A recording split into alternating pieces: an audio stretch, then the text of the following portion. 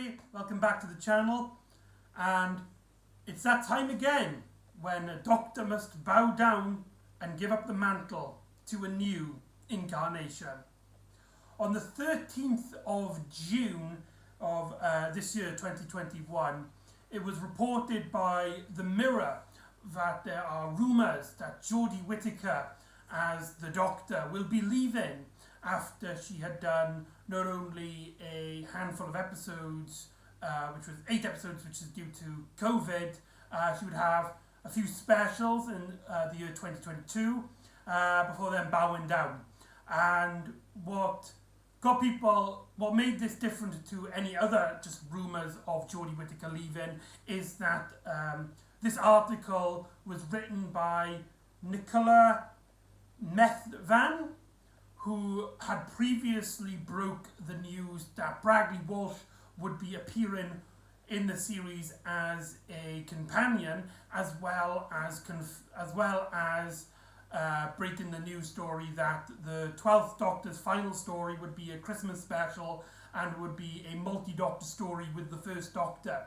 So she had a bit of a track record. So this rumour was unlike any other rumour. Like, you know, this had a person who written with it who had credibility, who had someone who you know in the past has been right about this sort of thing. And on the 29th of July, which is yesterday from when I'm recording this, it was confirmed that not only Jodie Whitaker was leaving the series after 6 episodes, a few days prior they had a special Comic-Con event where they showed a new trailer for the series. They announced some details about it. The reduced episode counts with 3 specials then in 2022. But on the 29th of July, they announced that Jodie Whitaker will be leaving, along, I don't think it was ever reported, that Chris Chibnall would be also stepping down as showrunner for the series. So this is some really big Doctor Who news. This is really big. You know, it's not only an end of an era for our Doctor, but it's also end of an era for our showrunner, and it's the first time since way back since the 4th Doctor era where we would have a showrunner who only has one Doctor under their mantle. So that is quite interesting. Now, you know, a lot of people got feelings everywhere. A lot of people are excited. A lot of people are upset by this, and you know, it's a very complicated time. And I think what makes this story a lot more shocking is really the history of this era of the show. I don't really want to get into my opinions on the show itself. I want to save them up for my marathon series. If you don't know, I'm doing a series of Doctor Who marathons where I talk about one story every 2 days. So I've been basically tackling every single Doctor Who story I can get my hands on. Please watch it if you do. It will really help out with the channel. But this era of the show, again, I don't want to talk about like my specific opinions on it, but in terms of the larger majority, the public perception of the series, it's been a very controversial era to the show, and that is mainly due to multiple factors. But when it started off, one of the main reasons was that we had a female Doctor, and the show would be tackling much more of political themes, and it will try to, you know, show a better representation of the world, you know, with many people of different colours and different genders being presented on screen. And a lot of people didn't like that because there's a culture, especially on the internet, this whole anti-woke, anti-political correctness kind of stuff. And I just want to state, like, those people could just go in the bin. Just go away. But there are, the bad thing about this is that, there are these group of people who hate the show for terrible reasons, absolutely terrible reasons, like I've just pointed out. But there are a lot of people that do have genuine criticisms with the show, and though I make it out like, oh yeah, there's this massive group of people, I would like to stress that they are a very loud but very small part of Doctor Who.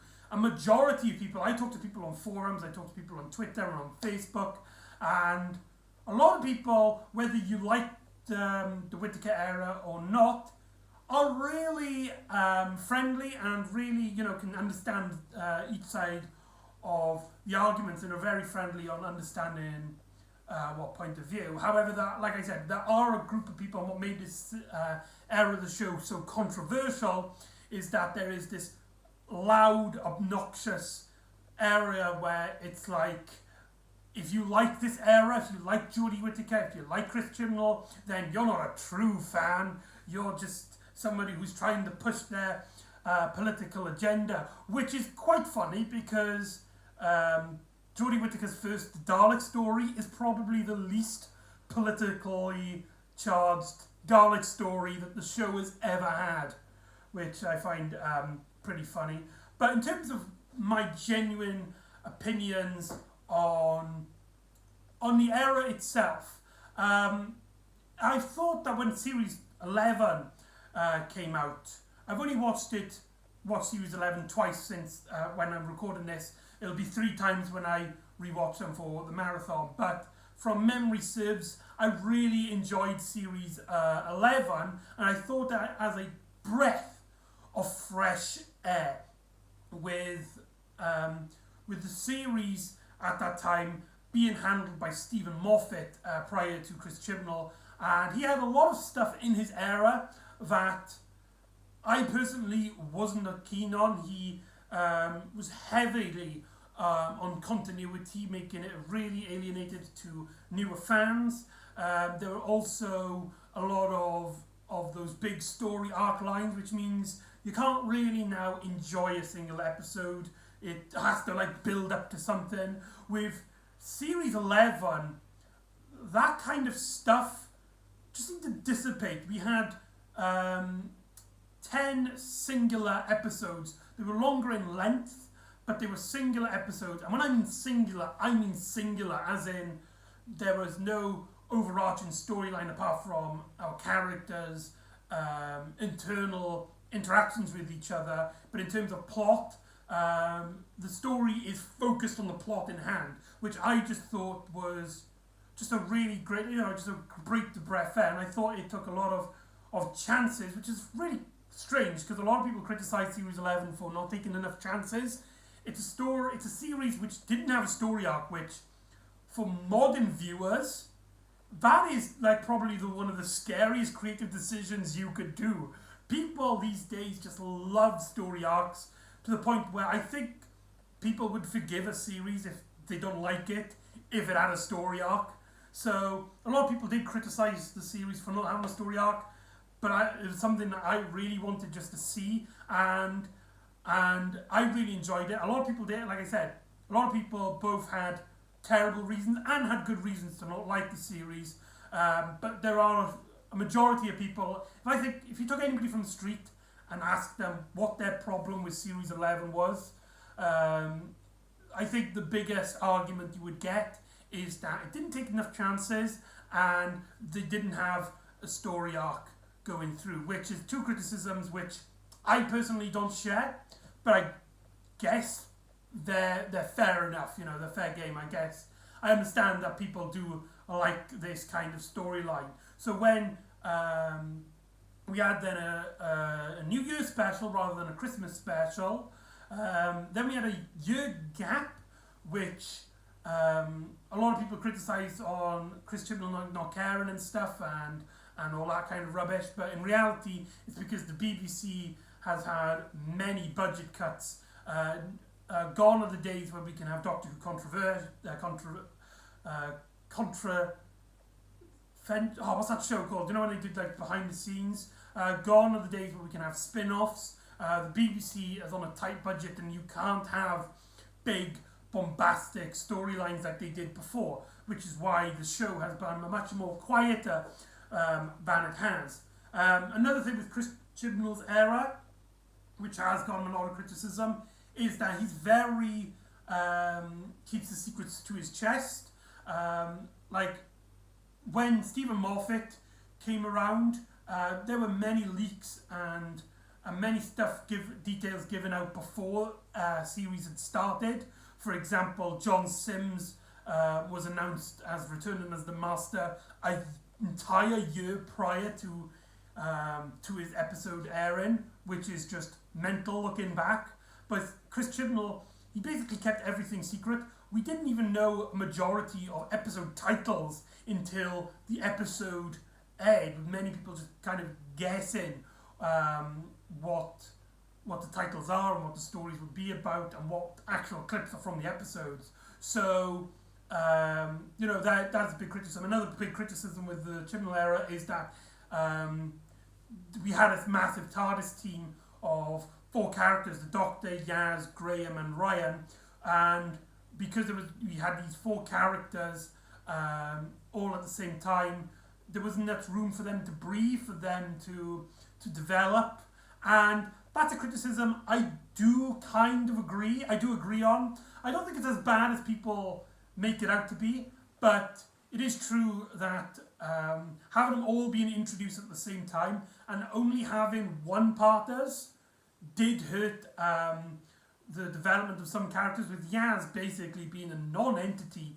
in the first series of Jodie Whitaker's era, and then having basically Bradley Walsh just basically became a comic relief character in series 12. But let's get on to series 12 because it seems like a response to the criticisms, or at least the criticisms which generally felt like criticisms with would bring back the story arc, and it takes big chances with completely altering the lore of the entire series of Doctor Who. And a lot of people, say half of the people who didn't like the series in series 11 seem to have been brought back to the show, citing that the show has gone good again because he brought back the story arc and it's taken risks. But personally, for me, I wasn't keen on it. In fact, I can pinpoint the exact moment. It's in an episode called The Fugitive of the Jejune, where though I really liked that episode when it first aired, because of my excitement and all the crazy stuff that was put on the screen. Looking back, I have a lot of criticisms with that story, and it seems that everything I didn't like about Stephen Moffat's era, the stuff that people were criticising, was absent in series 11, which for me was a breath of fresh air, seems to not only be back in series 12, but seems to be intensified on. And I feel like personally, for me, it really hurted the series.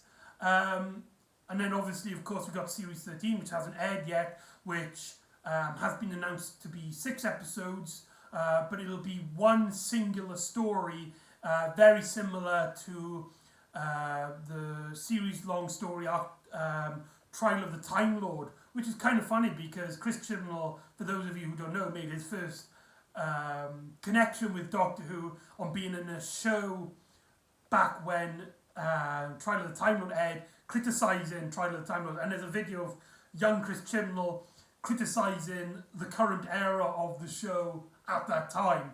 So it's kind of gone full circle in that regard. It's really strange. And of course then Jodie Whitaker and Chris Chibnall will return for 3 more specials in 2022 before leaving in an August. And a special will air in August and regenerating. There's also a lot of stuff to decide with this era. Main noticeable is its visual change, with Russell T Davies bringing a almost not EastEnders, but like a big dramatic part of his storylines. A lot of characters would cry and break down, and it'd be a very emotional experience.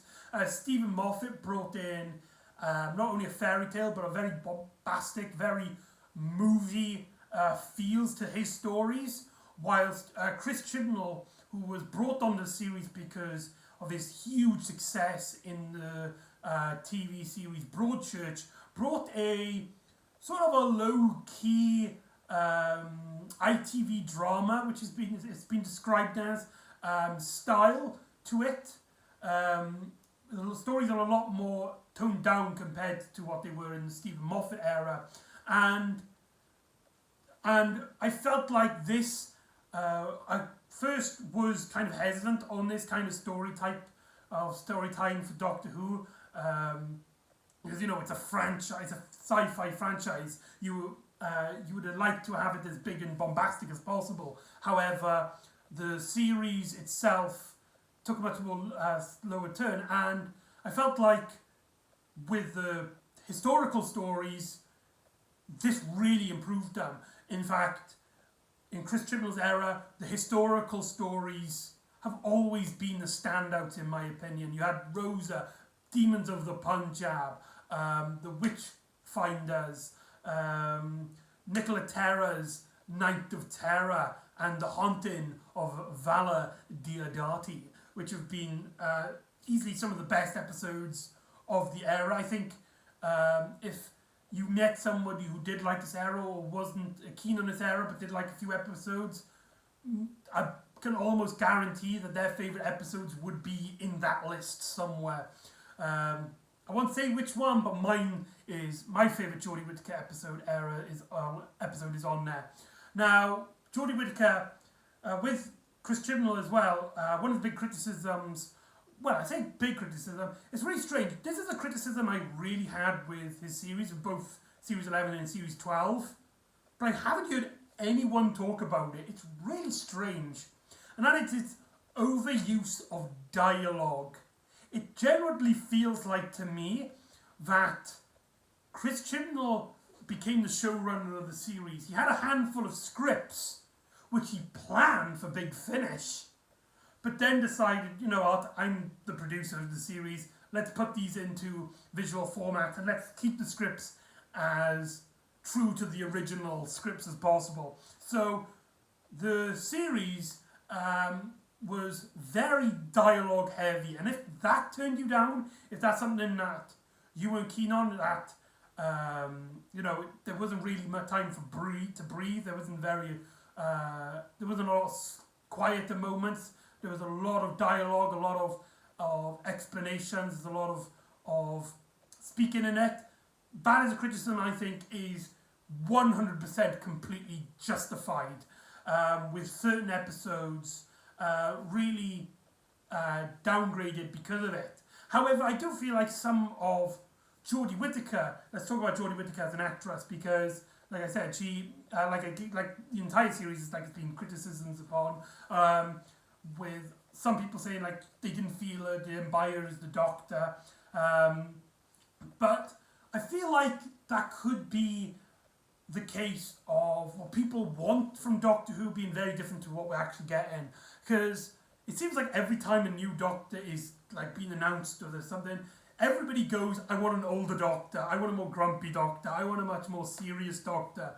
And I feel like that the hardcore Doctor Who fans, the more adult fans like myself,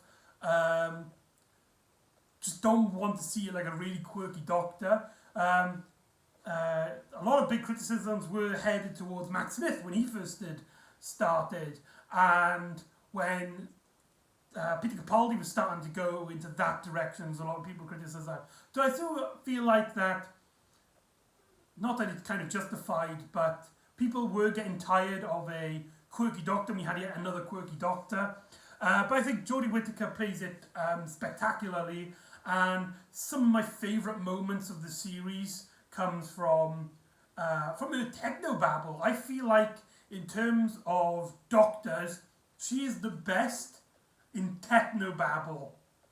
I know that sounds strange, but in the story Taranga conundrum. There's this great speech in which the Doctor explains her love for technology and how technical advances keep going forth, and the director on her and Jodie Whittaker's performance and how she's just fallen in love with this piece of technology. That is Doctor Who. That to me is Jodie Whittaker. She is this really optimistic character who just always tries to see the best in things, and she just loves science. She just loves people, and she just has this really just big heart, and she just fights for passion. If that makes any sense. Another great speech is at the wedding in Demons of the Punjab, where she's talking about the concept of love. That's another great Jodie Whittaker moment. But Jodie Whittaker, her best moments are when all the cards are on the floor and she gets to play it completely serious, and that quirky persona which she kind of presents to her companions is gone. Sadly, there's not a lot of them as of yet, but two main standouts is in Rosa, where she basically forces the villain of that story, this future Nazi. She kind of has this theory about him, so she keeps pushing him and egging him on to basically just strangle her, and the fury in her face is just a gold star in acting. And another great moment, in fact it's probably my favourite moment, is in The Haunting of Vala Diodati, in which the Doctor just turns around to her companions and just goes, "It's not a flat structure. It is a mountain and I'm at the hemisphere. You don't get to talk down to me. I talk down to you. You are not making this decision. We go by my rules and my rules alone." That is easily, I think, Jodie Whittaker's best story, the best scene. Best scene easily by far. But as the series is left off at the current moment, it also has taken very criticisms for its, it's more of a Chris Chibnall thing, in which the series, has played with the story arc with the timeless child, in which it's revealed that the first Doctor, as far as we are concerned, William Hartnell, isn't actually the first Doctor, but rather there have been multiple incarnations, and not only that, the Doctor is actually not even a Time Lord, but rather an entity that has the Time Lords basically based their society upon by stealing this creature's, the Doctor's ability to regenerate. And I don't want to talk about my feelings on that, because I want to save them up again, like I said, for the marathon series. But that is a big criticism as well with the show. Again, I want to save that for my marathon series. But I feel like a lot of people are happy with Chris Chibnall leaving, so they can retcon that out of the way. But he's still got a few episodes left, so maybe he'll retcon it himself, or maybe he'll get it to work, or maybe, I don't know, we'll just have to wait and see. And so, yeah, we'll just have to wait and see what these 6, 7, 8, 9, I believe it's 9 episodes Whittaker has left, what they've got to offer. I'm really looking forward to them. It'll be a shame for both of them to leave, but we've got to look forward to the future. And, I know a lot of people on Twitter anyway, that really just fell in love with Jodie Whittaker's Doctor, and it's their first Doctor, and it's how they got to the series, and this will be their first time in which they have to say goodbye to a Doctor. And, it's sad, that happens to every incarnation. I remember when Christopher Eccleston left, and I was really unsure about David Tennant.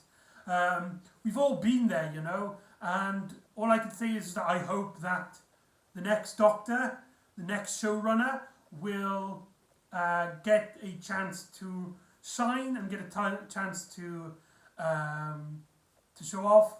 And I'm also really concerned, because I feel like a lot of people have taken away from the Chris Chibnall era that no story arcs, singular stories, not really singular episodes. I mean, you could have two-parters and stuff, but singular stories where you just have a story focused specifically on that are a bad thing.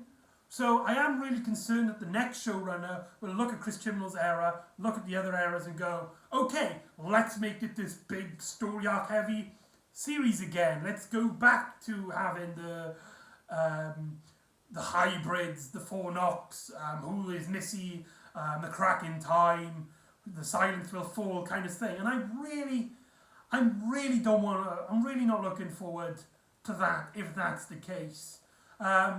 Which is something I feel like a lot of fans, that's where me and a lot of fans like kind of separate their opinions. I really don't want to see that. I want to go back to a more Series 11 approach where each story being a focus on its own, and telling much more like focused stories.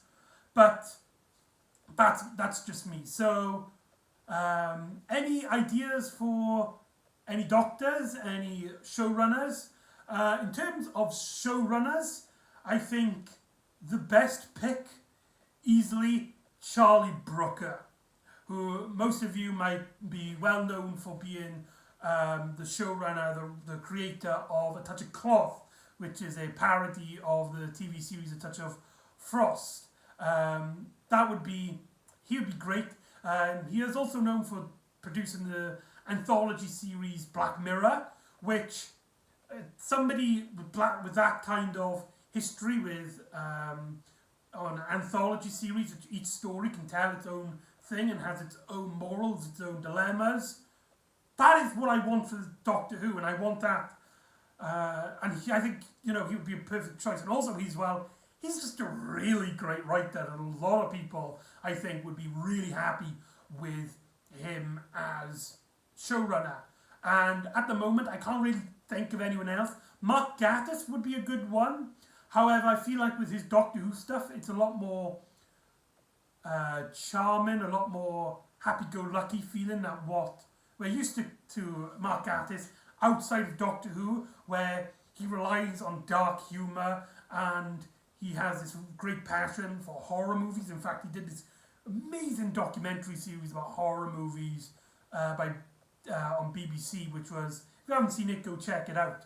But if he can bring his love for horror and his love for that dark, twisted reality of his into Doctor Who, I feel like he would be a great showrunner. Neil Gaiman, I've heard a lot of people name floating about. He has a great history with the show in which he wrote The Doctor's Wife, which was critically praised. He was brought back to the series, however, due to Stephen Moffat's interfering and the BBC's interfering.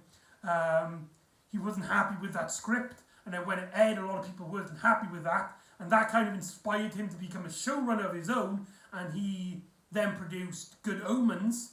So if Good Omens is finished by then, it's got series 2 to do. But if that's gone, he would be a great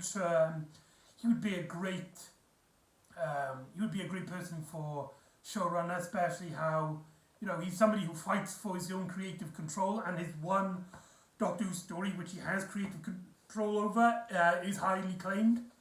In fact, it's considered one of the best of the Matt Smith era. So he would be a great choice. But mainly, in terms of me personally, Charlie Brooker is easily, like, I wouldn't even consider anyone else if I was a producer at BBC. I'd just go, Charlie Brooker, you've got the job. I wouldn't even question it. He's proven himself so much, and he's just a great writer. And he just has this fed up attitude with him. I think would really work with Doctor Who. But as for the Doctor themselves, with Jodie Whittaker's casting, it opens the door to female Doctors, so anybody can now really play the Doctor, which is amazing. Personally, at this moment, I think Joe Martin should play the Doctor. For those of you who don't know, Joe Martin played the fugitive Doctor in the Whitaker episode, and I want to get into my opinions, but I felt like her inclusion in Jodie Whittaker's era really did her just a disservice, making her Doctor just like a sort of side character to the current Doctor, and I feel like Jo Martin, though the small amount of screen time she gets, her portrayal is absolutely amazing. Her costume is amazing. She has that grumpy William Hartnell-esque authority figure that a lot of people, I think, really want from a Doctor, as I stated earlier on in the video. And also, her being the next Doctor would kind of null and void her as being this pre-Hartnell Doctor, and I think a lot of people would be happy with that. But also as well, her scripts, I will admit, haven't been good on her, but a lot of people have fallen in love with this incarnation purely on her acting abilities, and that is just astonishing. So I think easily Jo Martin should easily just get the role. Of course, with Chris Chibnall leaving, that means that a new creative team would come in and probably want their own person. So I feel like she's unlikely, but I feel like in terms of proving herself, she's already done so. So Jo Martin should be the next Doctor, in my opinion. But I think as well, I think Judi Dench might be a bit too old now to play the Doctor. She's like a bit too old to run around and stuff. But Judi Dench would be brilliant. Maggie Roberts would also be phenomenal. Robert Carlyle would be good. I can't remember his name. He has a very hard name to pronounce. But the guy from the It Crowd, you know that guy with you know what I'm on about. As soon as I say the It Crowd, you know exactly who I'm on about when it comes to Doctor Who. And they all have these big, bombastic, quirky personas, or a much more grumpy character. As for me personally, when I always ask for who I would like to be the next Doctor, years ago, I always have this perfect image of the Doctor, that defies everything of what the Doctor is and should be in terms of an actor. And what I used to say was Peter Capaldi. Well, I didn't actually know his name at the time. I just said the guy from the thick of it. So when he was cast back in 2013, that was amazing for me personally. The guy I wanted to play the Doctor played the Doctor. And I feel like that has filled up my hunger for that kind of Doctor, that kind of betrayal of the incarnation. So I personally now want to just see something different, something which I think hasn't been seen in a Doctor before. I don't want to see a quirky Doctor. I don't mind if it's a quirky next Doctor's a quirky Doctor. The next Doctor's a quirky Doctor. I wouldn't mind, but I would rather not be a quirky Doctor. I'd rather not also want it to be a grumpy Doctor, because again, you've seen it so many times. It's what people usually imagine when they think of Doctor Who, but Doctor Who's all about change and renewal. And like I said, I've had my fill of my Doctor that I want to see from Peter Capaldi. So I want to see a Doctor which gives something new. Maybe a Doctor who, when steps into a room, completely pass off as a human being, who really, when you see him, you don't think alien. You think just a normal guy who slowly, due to his experience and his technical terms and his, the ability to stop monsters and all that, do we then get to see his Doctor in each story? And I feel like with that in mind, with that what I have in mind for what I would want to do as a Doctor if I was showrunner, my top pick would be Martin Freeman, who is a lot more down to earth. He's probably one of the best actors when it comes to playing just your average guy, with Watson and also Bilbo Baggins in the Hobbit films. But he's a very underrated actor. He always plays these quirky but also very mundane characters. I feel like he's such an underrated actor that him being the Doctor would be something a bit more down to earth, and would be very different for Doctor Who. Somebody who can be a lot more relatable in the fact that he feels more human than any other Doctor that we've seen before. Not like, I know, I think I understand if people don't want to see him there, but my thought process is I've seen all the types of Doctors I want to see in terms of what you imagine Doctor Who to be. So him being the Doctor would, I think, bring a new aspect to the series. So to clarify, Charlie Brooker as showrunner, Joe Martin should be the next Doctor, but if not, then I personally would go with Martin Freeman. And it's going to be a shame, as somebody who really enjoyed Jodie Whitaker and really enjoyed Chris Chibnall's first series, his style and his storylines in the first series and the first half of series 12.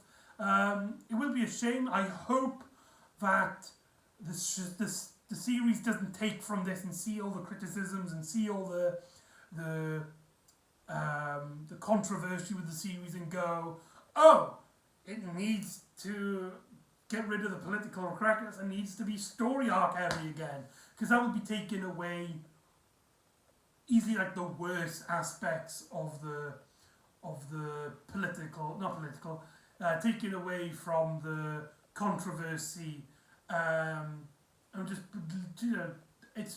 we're in a very strange time, because I feel like, unlike other eras where you do have like, okay, it's time to go with David Tennant, it is kind of time to go with Peter Capaldi and Stephen Moffat, it was that time to go. But here, despite Jodie Whittaker being the second longest Doctor in terms of active years, yeah, she is the second longest Doctor. By the time she finishes, she would have done 6 years. That is mental. That is just really strange to think. But yeah, so I feel like a lot of eyes are going to be seeing on who the next showrunner, who the next Doctor is. And all I can say is, from looking back in this era and taking and getting rid of certain elements of the series, please BBC, please whoever takes over, keep all the stuff that's good, get rid of all the stuff that's bad. Don't go on the internet and go, okay, woke political correctness, that's out of the way, the singular stories, that out of the way.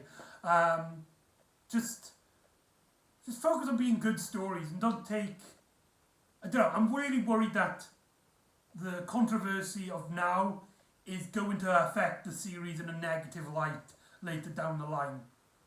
And that's kind of a bummer. And that's really, and I must be honest, when I heard about this news, I first heard it on the radio in work on the day. I got really bummed out about it, and I got really, I don't want to say depressed, because getting depressed over a TV series is pretty sad. But Doctor Who is a very important part of my life. It's my comfort show, and I've done an entire series where I've been talking about it for a year. I have this love and passion for the series. It just got me down. I feel like Whittaker, although I really love her era and her as a portrayal, hasn't really been able to get to prove the naysayers wrong. Like, she hasn't had a story where her strengths, that off the cards portrayal, was a heavy focus in a story, which could happen. It still could happen. But yeah, with Chris Chibnall as well, I think a lot of people are actually happy that he's kind of left. I did wish that we would have a series in which Chibnall would leave and then the next showrunner would produce Jodie Whittaker's last series, similar to how Tom Baker's last series was produced by John Nathan Turner, and you had this massive visual style, but it was still the same Doctor, because I feel like A, that's just a really smooth way of transitioning in. B, it would mean that Jodie Whittaker would have a really nice way to end her era and really help smooth the barriers, because I remember when Matt Smith took on the role, and a lot of people heavily criticised on him, and I feel like that was one of the reasons is that there was such a massive shift when Stephen Moffat. A very similar thing happened when Chris Chibnall took over Stephen Moffat. There was this big visual shift, there was this big different TARDIS, different visual style, different storytelling, different Doctor, different companions. Everything changed. So I am kind of, I was kind of hoping that when Chris Chibnall leaves, Jodie Whitaker would stay on for one series, which didn't happen. It's a shame, but that's how it goes. And as well, you have there was no news on Mandip Gill or John Bishop leaving. So are they going to stay for the next series? Are they going to be part of the next era of the show? It would be quite interesting. That would also mean that every single Whitaker episode would have Yaz as a companion. Unless Yaz, of course, leaves prior to Whitaker leaving. And John Bishop's Dan Lewis. If they leave, then we can have this narrative gap where we can have stories in which none of them appear in comics, books and stuff like that, where the 13th Doctor's alone. They could fit into the canon, but that's just needless canon stuff. So yeah, there you go. That's the news of the day. Jodie Whitaker is leaving the series. Chris Chibnall is bowing down as showrunner, and yeah, it's kind of a bummer, really. If I must be honest, it's kind of got me down. It's kind of depressing. I just hope that what we've learned from the series is not, negative stuff. That we take all the good stuff from the series and all the bad stuff away, and it does kind of feel like we're in a grim time, to be honest. But we just have to wait and see. That's all we can do. So goodbye, Whitaker. Goodbye, Chris Chibnall. You will be missed, by me anyway. As for the next showrunner and the next Doctor, good luck to you. I hope that you can get ground kicking off quick, and really just looking forward to what you bring to the table. And that's the 13th era of Doctor Who. There you go. Ta-da.